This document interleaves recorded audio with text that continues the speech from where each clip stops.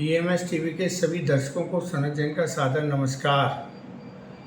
आज उत्तर प्रदेश से हाईकोर्ट से एक फैसला आया है जिसने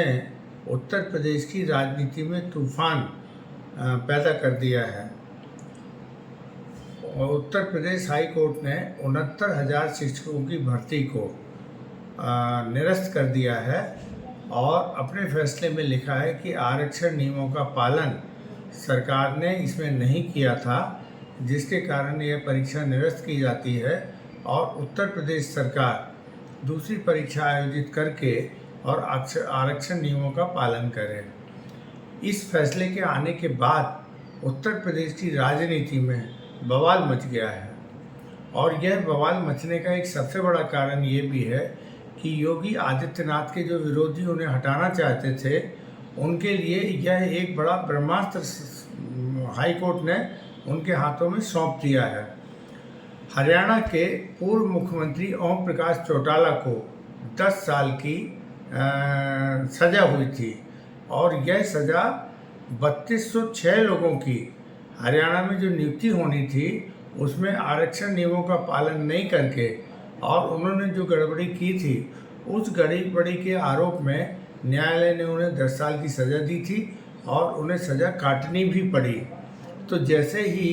उत्तर प्रदेश हाईकोर्ट का यह फैसला आया है, तो यह भी बिल्कुल आरक्षण नियमों का पालन नहीं किए जाने के कारण जिन आरोपों में ओम प्रकाश चौटाला को सज़ा हुई थी, वही आरोप अब योगी आदित्यनाथ के ऊपर भी लग गए हैं। अब इस मामले को लेकर उत्तर प्रदेश की राजनीति में बहुत बड़ा तूफान आ गया है और यह तूफान विरोधियों से कम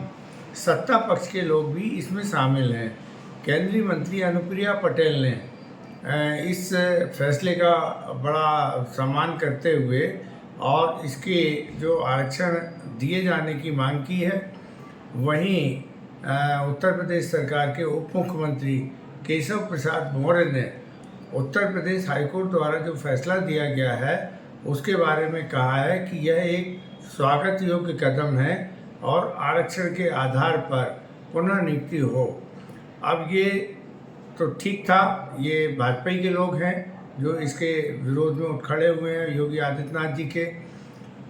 रही सही कसर सपा प्रमुख अखिलेश यादव पूरी कर रहे हैं। उन्होंने भी इस मामले को बड़ी तेज़ी के साथ उठाया है और वो इसमें आपराधिक मामला दर्ज करने की बात कर रहे हैं। उत्तर प्रदेश लोकसभा के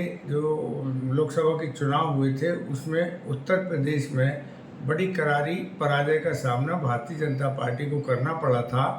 और समीक्षा बैठक के दौरान यह कोशिश हुई थी कि किसी तरीके से योगी आदित्यनाथ को उत्तर प्रदेश के मुख्यमंत्री पद से हटा दिया जाए। उनके खुद के 2 उप मुख्यमंत्री केशव प्रसाद मौर्य और पाठक जी इस मुहिम में लगे हुए थे और यह कहा जाता है कि उन्हें केंद्रीय नेताओं का संरक्षण प्राप्त था और योगी को हटाने की जो मुहिम चल रही थी उसमें कहीं ना कहीं केंद्रीय नेता भी चाहते थे कि योगी आदित्यनाथ को हटा दिया जाए, लेकिन वह संभव नहीं हुआ और हिंदू वोट को लेकर हिंदू सम्राट की जो छवि बन गई है योगी आदित्यनाथ की, तो यदि उनको अभी हाल में हटाया जाता